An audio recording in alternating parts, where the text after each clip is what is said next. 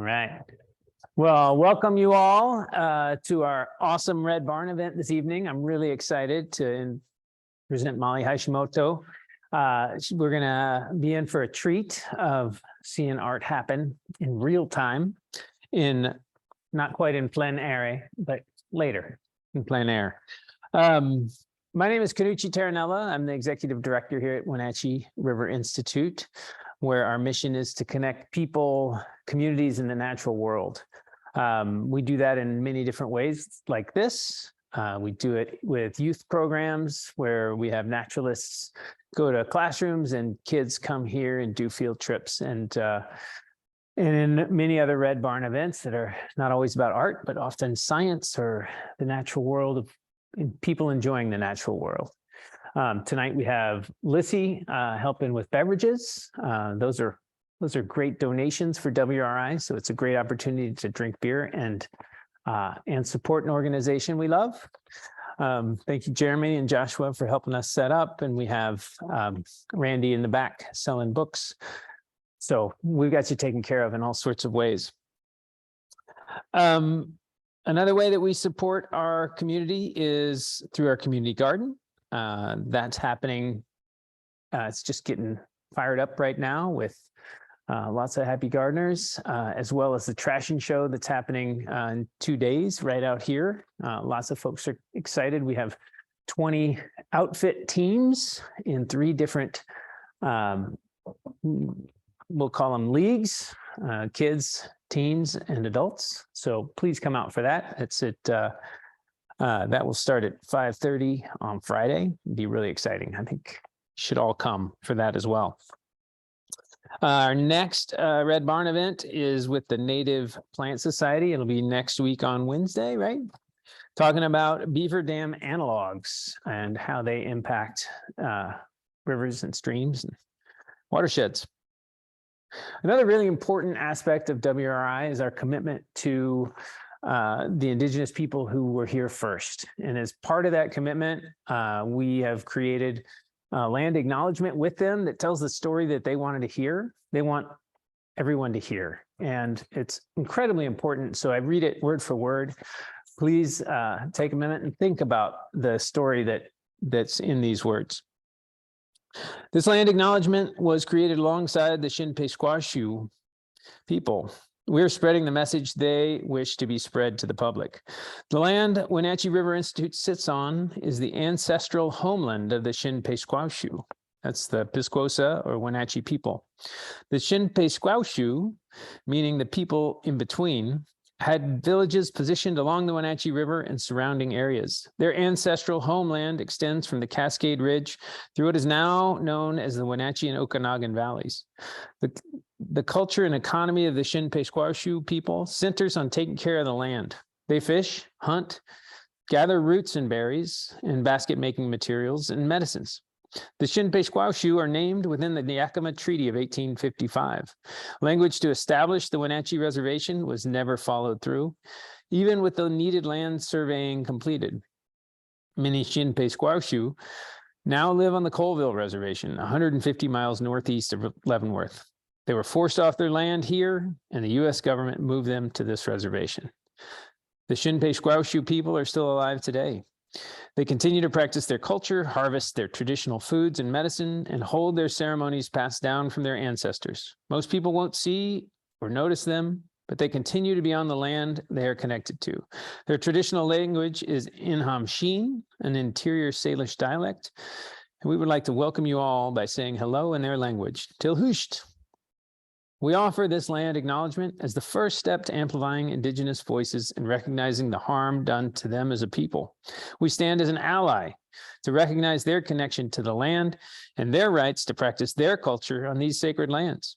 We encourage all to learn about the indigenous people of the place you now call home. The Wenatchee River Institute is committed to sharing this land acknowledgement and following up with other actions to educate and be respectful. In addition to that, the sponsors up on the screen help make this night possible.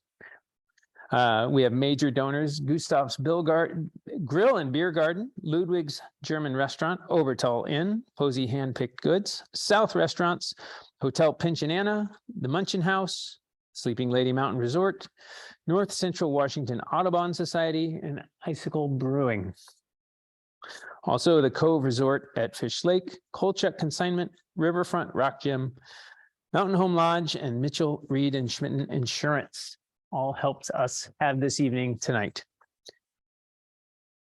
Our speaker tonight, Molly Hashimoto, has been dedicated to connecting people with nature through hands-on art experiences. She teaches aspiring artists and has led plein air art workshops throughout the West. Her previous book includes Birds of the West, Colors of the West, and Mount Rainier National Park and Artist Tour. Her nature-inspired paintings and block prints have appeared on cards and calendars for the past 3 decades. I'm really excited that you're here tonight. Thank you for coming. Please take it away. Oh, thank you very much. Thank you. I'm going to give a very brief slideshow. Just want to tell you a little bit about the book. I'm focusing mostly on art techniques in this particular show because I figure many of you are here because of that. And I'm going to move very quickly from the slideshow to a demonstration that you can watch of the block printing technique that I used for the cover of the book. And I'm going to also be doing things for the document camera for the virtual thing. So you guys can, see how well this works for you in the audience too. I think you'll be able to see pretty well on the screen. So I'll go ahead and start the show. And let's see, I might need my other glasses. I don't think I'm going to read too much from the book, but yeah, this will help.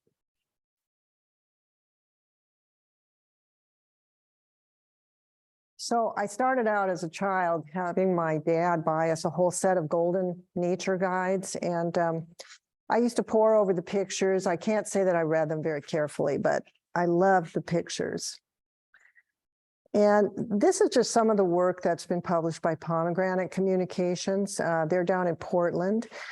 And a lot of it is just inspired by birds and trees and other things that I've seen. They seem to do best with the block prints, which I'll be showing you tonight. This was last year's calendar. They did 2, one birds, wall size, and the next one was a little mini one, wildlife. And I have been collecting books about trees ever since I worked at Elliott Bay Books in Seattle. I mean, this was a long time ago. This was when Elliott Bay was in Pioneer Square. And this is just a few of my books. Here's more. My favorite here is A Natural History of Western Trees. If you haven't read it, I really recommend it. It was written in the 50s. The writing's beautiful. And yeah, I mean, I wish that I could write that well. But there are many others. I mean, you should see my bookshelves. It's terrible, but good. I got really interested in trees in my 20s when I did a lot of hiking at higher elevations. So this is a group of mountain hemlocks that I saw kind of on the railroad grade trail near Mount Baker. And they were growing, it's kind of a single organism as far as I know. And I just thought it was so cool. I did an etching of it.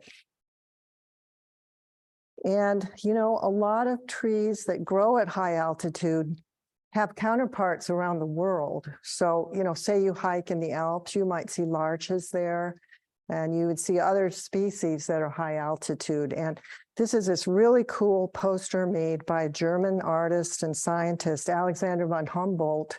You might have heard of him, the first ecologist, really. And he understood that plants lived in ecosystems and that he viewed nature as a whole. He didn't look at things as being separate species. He liked to view things as part of a whole. And he discovered this climbing Mount Chimborazo in the Andes. I'm reading about his climb of Chimborazo was really exciting. I mean, if you haven't read the Andrea Wolf biography of Humboldt, I recommend it. It's really great. So I have certain trees that I'm crazy about. I just fell in love with. And this tree, my husband took a picture of me with this tree about 9 years ago at Yosemite. This is along the Tioga Road at Olmsted Point. It's kind of this granite, beautiful granite slab that you have to climb up from the highway. And this tree probably is 1,000 years old. And I just fell in love with it. I don't like pictures of myself very well, but I made him take a picture of me. And I did a watercolor of it. And this was just last June. My friend Paul, who's with me today, took this picture of me. It's like this historic tree for me, and I just renew my acquaintance with it every time I see it. And I'm going back to Yosemite in May, but unfortunately the road will not be open up there, so I'm not going to be able to see it. The book is organized by biogeographic region, so I made this map at the beginning of the book to kind of show you the different regions where you would find certain types of trees. It was fun. I had never really made a map like this, and it was great fun. And the book also has a lot about technique. And one of the things that people have questions about is, how to mix colors. So there's a little passage in the introductory chapter about how to mix greens. And in fact, I'm doing an online workshop for the Winslow Arts Center on Friday from 2 to 3:30. And I'm talking about color because sometimes people have questions about, well, how do I get certain colors? And it just seemed like a good subject for a 90-minute workshop. So anyway, but the book, all of the books have a lot of information about color. And I also have techniques in there. So to do this Douglas fir trunk, I used a technique called dry brush.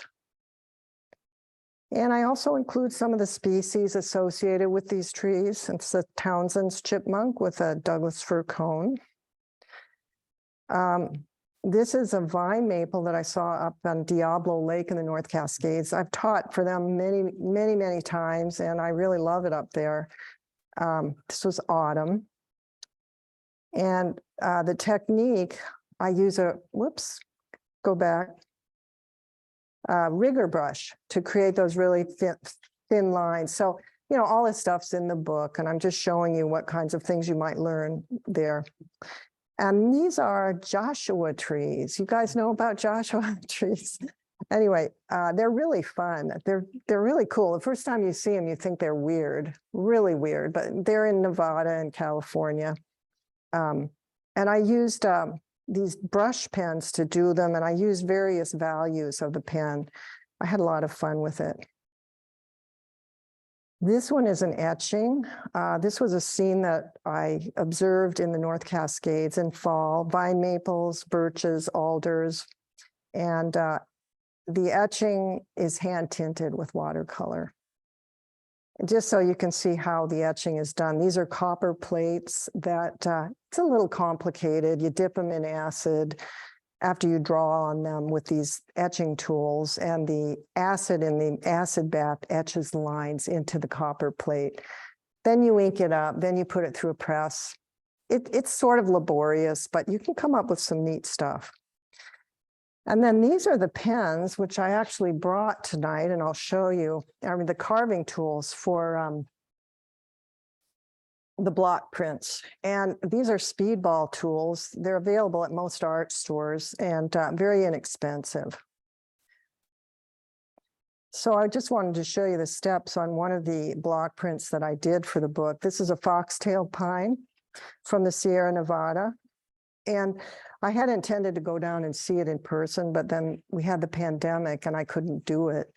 So I found an old book that had black and white photos, and I used that as my subject. So anyway, I did it with a marker and colored pencils, just kind of a preliminary sketch. Here's the block print once carved. This is what it looks like when it was inked, and this is what it looks like when it was painted with watercolor. What do you carve? I'm going to be showing you that. Yeah, you'll see. It's called safety cut. It's a very easily carved material, which I like. So this is a trail of cedar on the Trail of the Cedars in the North Cascades. If you've ever been up to New Halem, you just cross the bridge over into the national park, and these cedars are there, and they grew on a nurse log, so they have this beautiful colonnade-like effect. And I'm gonna do this one to show you how to ink up a block. I also did it as a watercolor sketch. I just wanted to see what it would look like. Sometimes I like to do different subjects, the same subject with different media. And these are some deer down at Sitka Center. I'm wearing an apron from Sitka Center. They're down on the Oregon coast, and everyone always thinks, where is that? That's got to be up in Alaska, Sitka. But the fact is the Sitka spruce is a coastal tree that grows from Alaska all the way down to the Northern California border. So they're everywhere, and they're just beautiful, among my favorites. This was a scene I did in watercolor of morning down on the coast. And I'm a gardener, so when I see a tree that I really like and I see a garden cultivar, I get it. So this one is a miniature Sitka spruce called Papoose, and it's growing in a pot, seems pretty happy. And these are twin Douglas firs. They grow at Ohanapecosh at Mount Rainier. And I did this sketch because I have an identical twin, and I knew she'd really like it. So they're huge if you've ever been there. This is a paper birch, and that's Pyramid Peak in the North Cascades. I just did a lot of stuff in the North Cascades and the Cascades. I had some people from Arizona that were a little unhappy that I didn't get enough stuff from that part of the country, but since I don't live there, it's a little more difficult. And this is back in that same place where I saw the mountain hemlocks. That's Mount Baker. This is a watercolor. I did a block print of it too, and you can see they have a very different character. And this was a sketch I did on the Thunder Creek Trail when I was teaching at the North Cascades Institute. I just brought some students out there, and we just set up our chairs, and we did some plein air painting out there. And when you're doing that, sometimes you really can't do a very finished sketch, but sometimes it has a real power that you would not get from a studio painting. And this was magnificent mountain hemlock on the Pacific Crest Trail, and this is an etching. I used a combination of black and ultramarine blue ink because I thought it really conveyed the feeling of the mist in those places. And this is, well, you guys will recognize them. They're larches, and this is from near Washington Pass.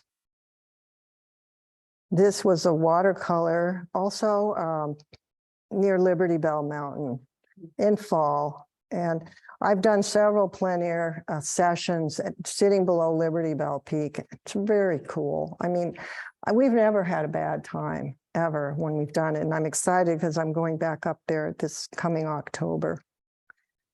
And this you might recognize is Crater Lake and the whitebark pine. And I really like whitebark pines because they really show the stresses of living at high altitude. Find it very moving. You know, they're usually kind of dying on top, but you can see new growth on the bottom quite often. And this is a more recent block print. This is Mount Rainier with some subalpine firs. And, you know, this is just an example of a chapter heading. So there's a lot in California that's magnificent too. Monterey pine, Monterey cypress, excuse me. I also go to the Rockies, and this is an aspen grove. You guys have a lot of really nice ones around here too. This was at Yellowstone one dusk, and you know, I wasn't real happy with how the watercolor turned out, so I put pen on it, and you know, it's interesting. I'm not sure I would do it that way again. These are some cottonwoods seen at Decision Point in Montana. This is the place where Lewis and Clark had to decide which was the right route and which was the Missouri and which was the tributary. And this, you know, you look down on it from above, but the reason I included it is because the cottonwoods there are very small compared to the cottonwoods we have, really small. They just don't get the kind of nourishment that ours do. And then these are some cacti, because the editor at Mountaineers Books said, even though they're not trees, we would really like you to represent, what's down in California and Arizona. And this is a California fan palm. Saw this down near Palm Desert last winter. Really cool oasis with palms.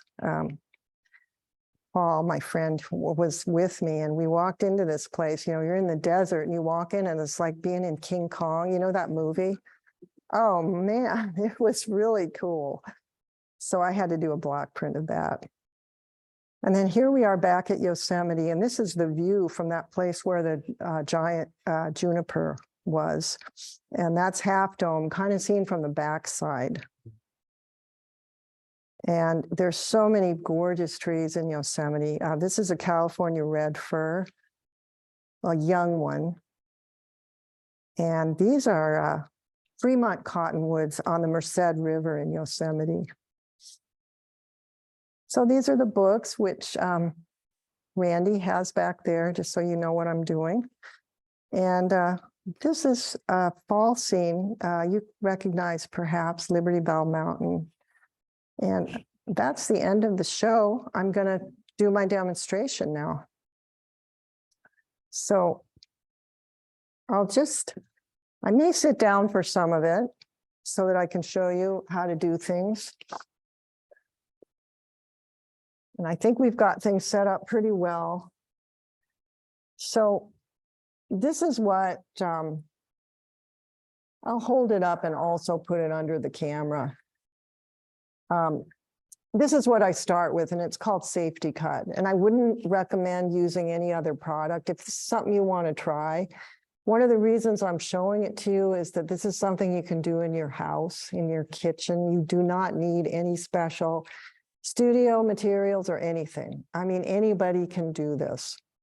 And it's a stiff material. I have done wood block prints and carved wood, but it's a little hard on my wrists. I've been doing this for a long time, and this stuff's a lot easier. And, I've probably done about 100 of these. And if I try to do wood blocks, I just would be a wreck by now. So this is pretty much what I can do.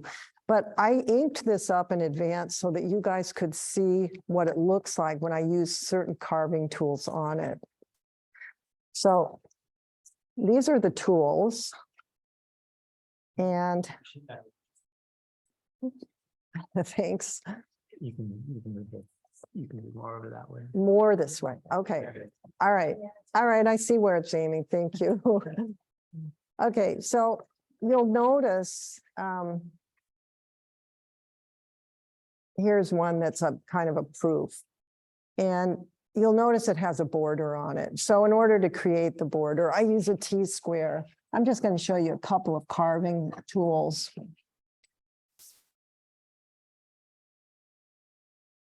This one's a square gouge, and I would just put it up along the edge like this. And not apply very much pressure at all. When I'm done, I really hope that you guys will come up and try a couple of these, just so you can see how easy it is. It is not hard on your hand at all, or wrist. Anyway, that's what it looks like. And then there are other tools, like this tiny V gouge is pretty good for doing outlines on things. I'm just going to do like a little bit of a mountain range here. I twist my wrist a little bit. That's the outline of it. Now, if I wanted to show the contours of it, like what I did here, I would probably take a larger U gouge, like one that really can carve things out well, and a big bunch of it. And I'd probably put this on its side.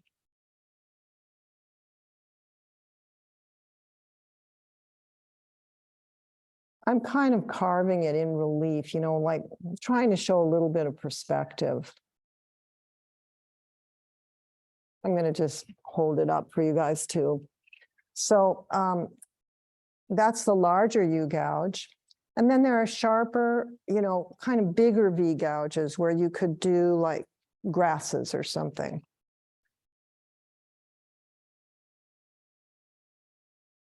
Really easy to do. And you'll notice that I always do it opposite, you know, like I push it away from myself. These tools are not like dealing with a X-Acto knife by any means. They're not that sharp, and I've never cut myself with them in, 20 years. I've never done it. But you would want to carve away from yourself. So pushing it away is what I try to do. So that's just a little bit about how to carve. These are the tools, and I'm going to leave it up here so that when I'm done, you can give it a try. But I wanted to show you a little bit about, like getting inspired to do things. So I was planning to go down to the desert again this winter to see the blooms, but unfortunately my daughter got this kind of bad case of post-COVID symptoms. And I was too concerned about her, so I didn't go. But my friend was down there and she sent me this picture. I don't know if it's looking too shiny. Is it too shiny or can you see? Yeah, so it's a beaver tail cactus in bloom. And I thought it was really cool, and it seemed to lend itself to the block print medium. And then I was taking a Zoom class from this guy that lives down in Palm Desert, and he's a botanist and biologist, and he let me use this picture of the wash leading to the Art Smith trailhead in I think it's the San Jacinto Mountains. And so I thought, all right, well, I'll use this picture and this, and I'll try to come up with something. So I did a drawing.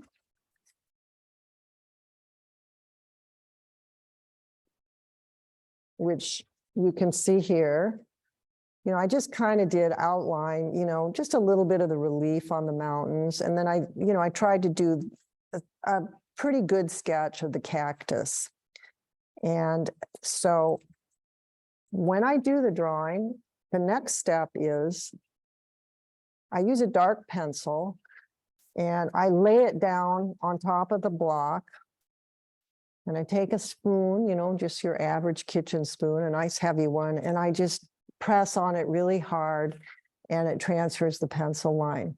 So you're going to see it in reverse, which can be confusing to some, but I think it's good for your brain, so just go with it. All right, so I transfer it, and the drawing, I start carving, and, I do a lot of proofing. I just use newsprint, and I just wanted to show you the proofs on this. This is proof number 1. You can see it's really crude, right? Very crude. And I was trying to figure out how I was going to show the prickly spines, carving around those little dots. Just thinking about it made me feel very stressed out. What am I going to do? So then I tried a kitchen fork. No, that wasn't it. So then I found this old paintbrush with kind of a nice point on it. And I just dipped it in the ink and I just went like that. And I felt that worked fine. And, there are printmakers who are very dogmatic about how you have to do everything. I am not one of those people. So no. Anyway, so this is proof 1. And this is proof 2. So it got a lot better in proof 2. And proof 2 is what you're seeing here. So the nice thing about proofing is once you do it, the block gets dark like this. And you can really see what you're doing. I mean, you can see what you're doing because you have the pencil line to begin with. But if you're not used to thinking in terms of black and white, it's a little confusing. So once you ink it up like this, it's much easier. All right. So next step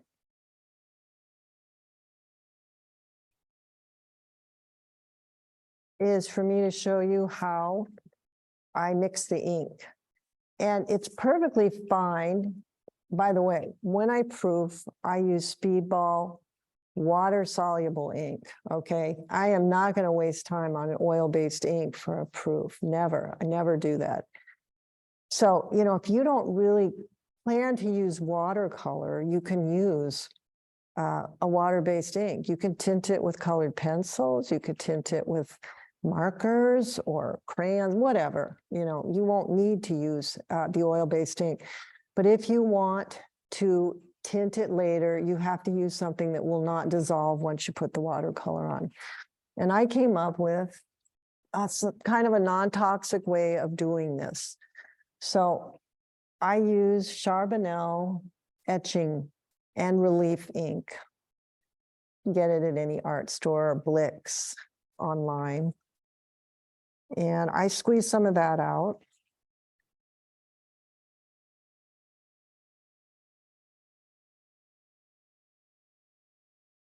And then, you know, this stuff is pretty loose. You know, there's tacky and then there's loose. But it's going to need something to thin it out just a little bit. So I'm using this burnt plate oil, which you can also get online. Gamblin is one of the manufacturers, but you know, if you can't find it, you could just use cooking oil. Just anything to thin it out just a little bit.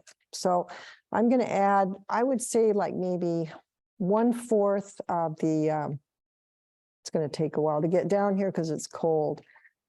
Maybe 1/4 burnt plate oil and to 1 part burnt plate oil to 4 parts of ink.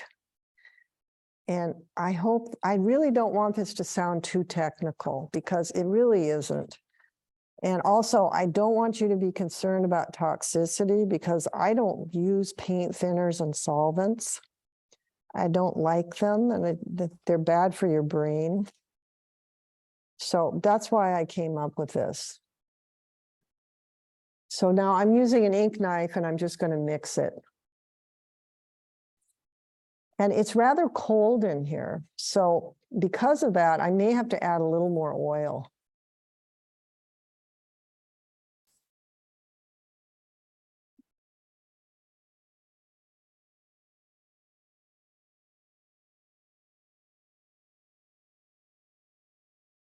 Yeah, I'm not liking that consistency too much. I think it needs to be looser.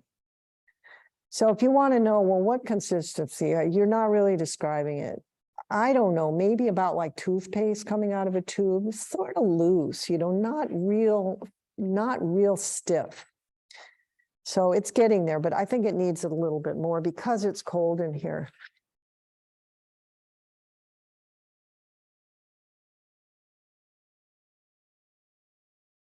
And yeah. Is the objective of the oil just to disperse the ink? It's to thin it enough so that I can spread it out on my brayer. If it's too stiff, it's not going to spread very well, and it won't have good coverage on the block either. So I'm just going to mix a little bit more. Is there an ideal temperature to work in? Well, I'd say this is a little cold. You know, I'd say just your house temperature, you know, like 60, 64 and up would probably be 65, maybe is good. I don't know what we're at here.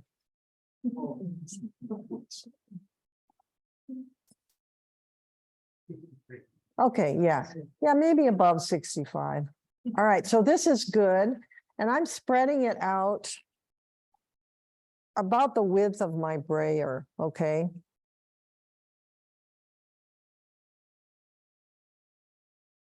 This is good.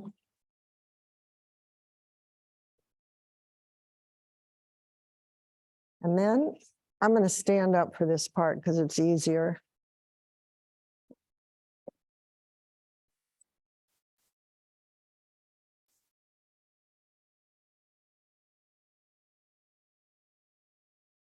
I think you can hear the sound of that. There's a certain sound that you're looking for.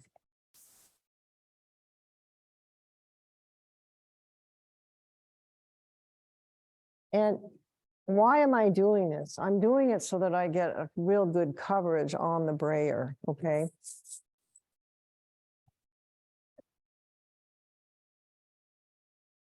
Okay, so I'm going to move this. Yeah, listen, the only bad part about this is getting it on yourself, but luckily, I go to Costco. I'm fine, Paul. I don't think I have any on Oh, me. you didn't? I'm good, but I'm Just in being case. careful. This stuff is Kirkland from Costco cooking oil. The reason I use that rather than anything else is it doesn't smell as bad as some of the other cooking oils. It smells pretty good. Okay, I'm ready to roll it out.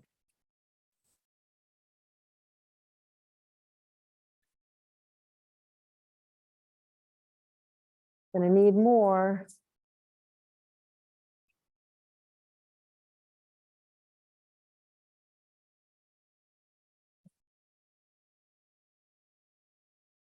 So you can see I'm getting pretty good coverage, but there are some areas that are not getting covered.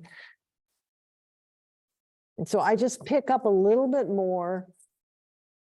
I try not to go right into the thick blob of ink, okay? Because that's going to make this thing really goopy and I don't want that.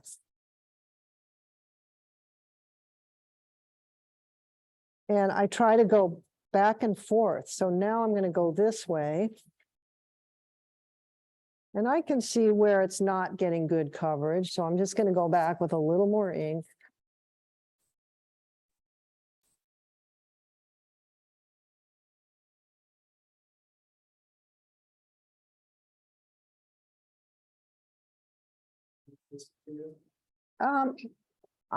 I've left it for many hours and it seemed fine.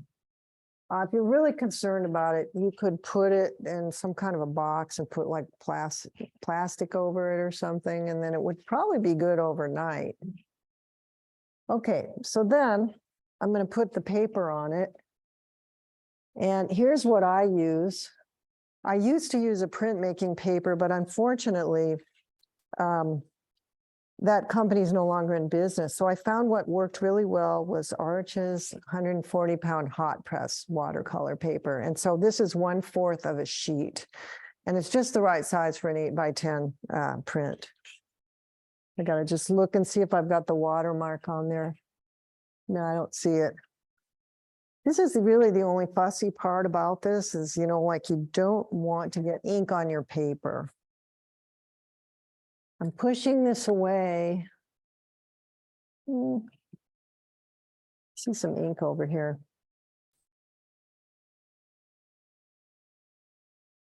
And I do this a lot. I wear black. I used to wonder why artists wore black. I always thought it was kind of pretentious, but now I know why. So I just eyeball it and I drop it on there. Okay.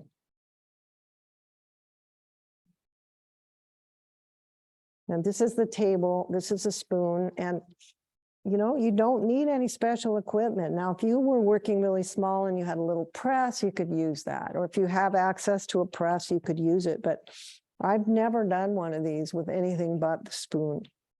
And it does work really well. And I've taught it many times, and I've seen very good results with my students. No, I really wouldn't be showing anybody how to do this if it was tricky. You know, like I'd never show anybody how to do etching because it's too tricky. And it would frustrate me to see people not be successful. But this really works, I think. Okay, I'm going to lift it up and we will see what we've got. Because I kind of do a preliminary. Hey, that looks pretty good. Yeah, I'm liking it. Just going to carefully lay it back down. Just really, you know, press that side down, hold it down.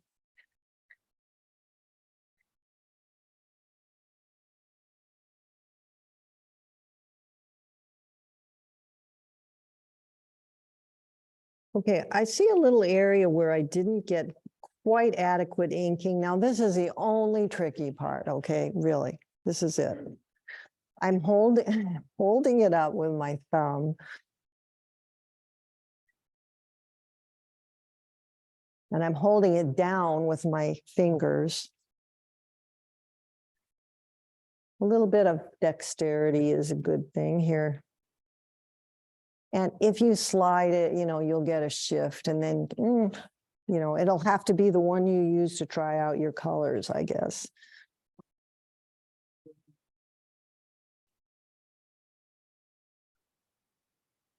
Now, you don't want to use a paper that has a lot of tooth or grain because you won't get a good impression if you do that. Okay, that looks real good. Okay. So there it is. Yeah, now that worked out really well, and I'm looking at it and it's not all goopy. So it was just the right consistency. So I'm mindful of the time. I just want to show you a little bit of watercolor. And, you know, if you want, I'll do another one of these later, but, you know, we're here only for an hour. So I will move this to, let's see. I got to figure this out.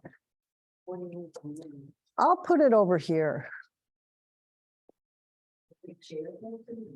Oh, that'd be great. Thank you. So you probably wonder, well, how long do you let this thing dry? I used to teach this at Daniel Smith Artist Material, and I actually had people painting them the very same day in a one-day class, which was pushing it a little bit, but you could probably do it the next day. And that's really neat because I kind of like the idea when you're excited about something to do it, do it soon while you're still excited instead of having to wait too long. So I brought a few different ones to show you just because they might be interesting, and I'll just do one watercolor thing.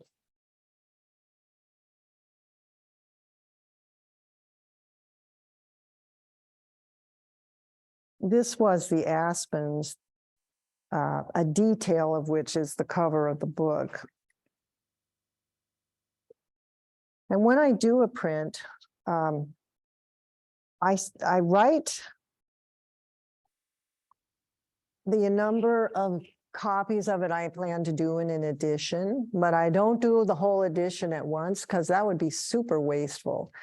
I don't know how many people are going to like it, and a real dogmatic printmaker would not go with this. They'd say, no, you got to do the whole edition at once, but I think that's too wasteful. I don't want to have a closet full of stuff that can't sell. So this one I did an edition of 25. I planned to, but I only do 2 at a time. So what that means is I have to be pretty careful with my watercolor so that it looks as close to the original, the one that was first done as possible. So this is just, pretty much the beginning of the watercolor on this one. And I'll finish that briefly. But I think before I do that, I just wanted to show you a couple of other prints because they required slightly different techniques. Okay, this was a green heron. I saw this at Union Bay in Seattle. And let's see, what was different about it? Well, I had to do a little bit of gradation, in the colors of the heron. And also in the water. So I started that one. I haven't gotten too far. And this is the mountain hemlocks. What was I going to tell you about that? Yeah, I used some different colors on the trunks. So I may have time or not to show you that. And then this one was a card for pomegranate. This is an anise hummingbird with some salvia. And I decided to shift the color halfway down of the watercolor. And then this is the one that you've already seen that I just printed. And this is a black crowned night heron. And I kind of like this stuff where you've got a lot of black background. Number one, I don't like it because it's so much easier, but you can imagine there wasn't much carving here. All I did was do the grasses into the block. And then I did have to carve a lot out for the bird, but it's fun. And I think it kind of reminds me of Japanese prints, which I really, really admire a lot. This is a Western tanager, an Eldorado Peak. And also there's a lot of black on this for the evergreen trees. Yeah, so it's interesting when you do something where there's lots of black. And then this is the Rainier one with the subalpine firs. Yeah, but let me do some painting. I want to see which one might be more fun to show you. Yeah, I'm going to show you the hemlock trunks just because, you know, it's more than one color. And on these, what I do after I do a print is I run it through I photograph it, Photoshop it, you know, just trying to make it as accurate as possible. And then I write notes on this printout of where I am on the edition. I hope this isn't feeling too daunting to you because it really isn't, you know. It's just that if you are going to do the edition at different times, you really have to keep track of it because the people who buy your prints will want to know where they are in the edition. And, you know, it's just what you should do. So anyway, I just write that stuff down on this printout. Okay, where are you? I hope I copied it. Did I bring that one? Well, maybe not. Yeah, I had it. Oh, here we go. Great.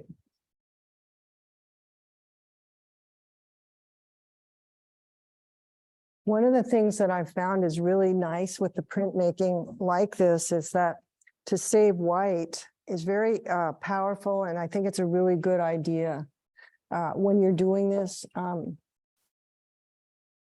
I think that this has a lot of appeal for people because the colors are bright.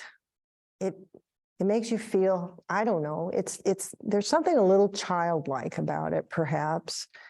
And it's vibrant. And I find the combination of white, black, and bright color, it seems to make these the most interesting. So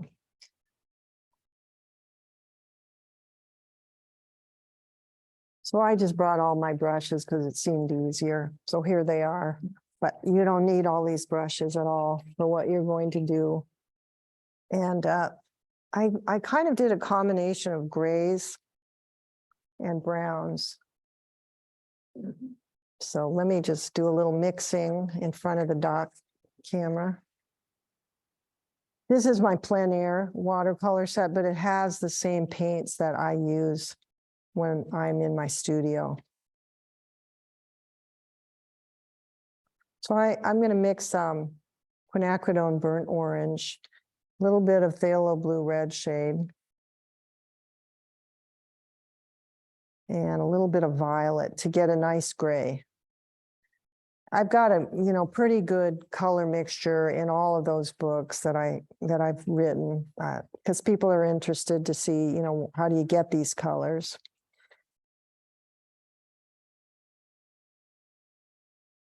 And, it's a really good idea to have a little tester. Like I've got some failed painting here, which I cut up and I do a test.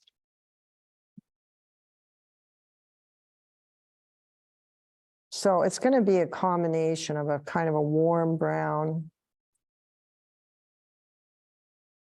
and a slightly duller gray. So I got that mixed up. Now let's go for the gray. And for gray, I use the same mixture. I just don't add quite as much brown. So that's the neat thing I think about mixing colors. You don't really need to have a huge, huge palette. You don't need to spend a fortune on it. Okay, so those are my two colors. And one thing is, with watercolor, at times, things dry, well, not at times, they always dry lighter. So you got to use a little more color than you think. Okay, well, that looks pretty good. I really think the testers are a good idea.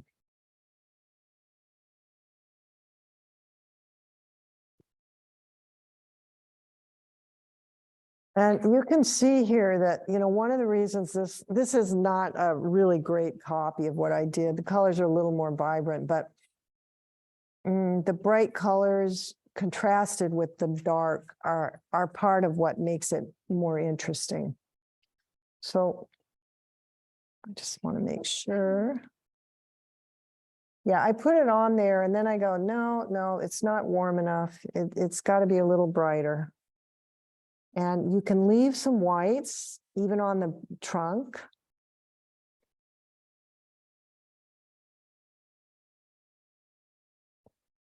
What happens with the oil-based ink, it just resists. It resists the watercolor. There's no bleeding. There's no problem with it.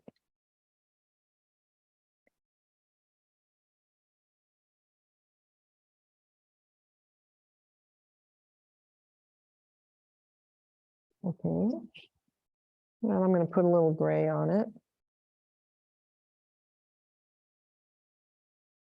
Yeah, it's funny, you know, when I offer these for sale, I'm always curious which ones people will like. And I think sometimes what I've found is that people like the ones of places they've been, you know? And I totally understand. You have one that's your best seller. I've seen it. Ah, well, yeah, I have a few that I ran out of. One of them was a Stellar's Jay. I don't know why, but it's got this kind of bratty, you know, demeanor, and people seem to like it. But as far as places, I'd say the Mount Rainier one is my favorite one because I really like Mount Rainier. Anyway, I think you kind of get the idea. Now, I may fill it in a little more. I don't want to leave too much white. And then on mountains, what's really cool is, you know, a glacier like Baker or Rainier, it's mostly just white.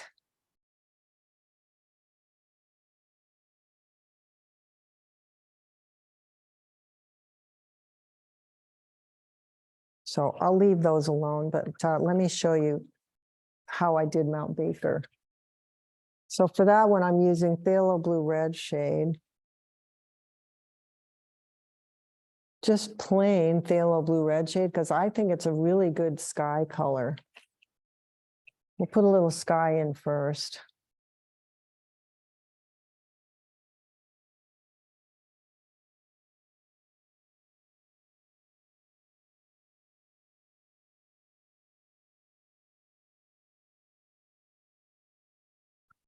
You know, one thing that I do with the watercolor that's really helpful, the problem with hot press watercolor paper is it's not quite as forgiving as cold press. So you'll end up with edges and lines and stuff. So, you know, if you have the opportunity to make something stop on one of the lines, that's really great. You know, like one of the carved lines. I should say the lines in relief, they're not carved. Does that make sense at all? Yeah, I mean, if you've tried watercolor, you know what I mean. You know, the hot press is pretty not forgiving at times. Okay, so this is the sky around the mountain. So you can see how that's making the mountain pop.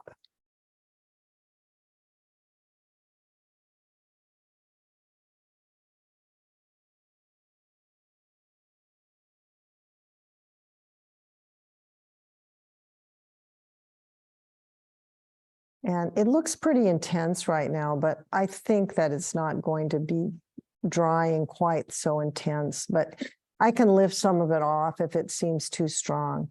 Okay, now I'm going to do Mount Baker. And it's really just a matter of deciding where the light is, what's striking it. So I'm seeing that the light's on the left side, my left side.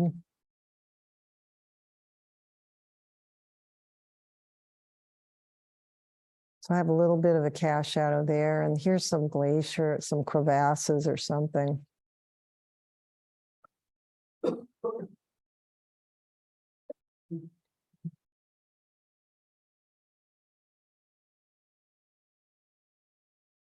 So it's pretty simple actually to do that. And, you know, just so you can see how nice the contrast is, I'm just going to do a little bit of the meadow. For the meadow, I'm going super bright. So I'm using Hansa Yellow Medium.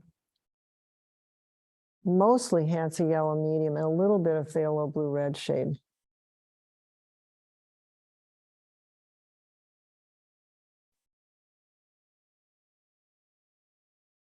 Really, really bright. You know, you've seen these alpine meadows, they're amazing. And I don't see any problem with exaggerating. And it will look a little duller just because my water isn't super clean.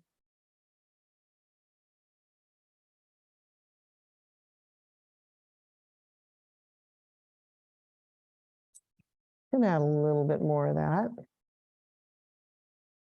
You know, a little variation, you know, I think is a real good thing. So it doesn't all have to be the same color, you know. I always tell this story, but I'm going to tell it again. One time I was doing a demonstration and these women were really into it and they said, gosh, it's just like doing a coloring book. And I felt kind of deflated. Like, gosh, I feel kind of embarrassed about that. But it's, you know, if you want to be, you can do it that way. There's no reason why you can't. But, you know, you can play around with gradations of color and have a lot of fun with that. So I want to make sure that I end on time because I really appreciate everybody from the Institute is helping with this. And I don't want to keep you guys late, but if you'd like to come up, if you have any questions, I'd be happy to answer. And you can try the carving tools and see how that works. And Randy has brought a lot of books. I'm happy to sign a book for you too. So yeah, any questions? What was the name of the block? It's called Safety Cut, K-U-T. Oh, okay. It's made by a company called NASCO, N-A-S-C-O. It's a school supply company. And some teachers have used this in the classroom. They work really well. You want to work on the school side. Yeah, your question? Yeah, any question? When you're doing a large carved out area like for the mountain, do you ever have an issue with things like touching, like when you're burnishing it? Is there a possibility, as long as you don't transfer the ink on there?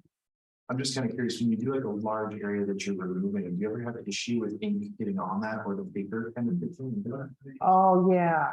Yeah, like absolutely. And therefore, I would say you want to carve, that's a really good question. You want to carve in a directional way so that if they call it chatter marks, you know, it picks up where you carved out.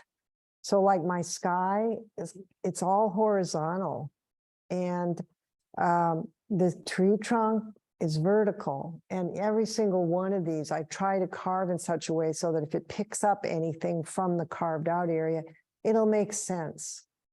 Does that help? Yeah. The next question I was going to ask is about the depth of cut, because it seems like you're cutting maybe a 16th of an Yeah, inch. it's pretty shallow. Very shallow. Yeah. It seems sufficient. You don't need It is sufficient. the 1/8 of an inch or anything like that. No, it's fine.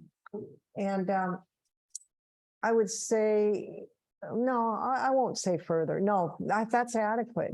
The more you try to dig in, the harder it is. But shallow is fine. Yeah. Anyone else? Yeah. Jennifer. If you Oh, make a mistake on one of your boards, is it permanent? I mean. yeah, it's permanent, you know, but patent it. it's permanent, but hey, I will do anything to try to rescue something. So let's say I carve out something that should be there. I use a Sharpie marker, or I can take some of the ink with a paintbrush and go back into it. You probably would want to blot it with a paper towel so that you don't have this big blobby thing, you know. But again, if you were a real dogmatic printmaker, you would not say that was okay. But I don't see any reason to be dogmatic about this. Yeah.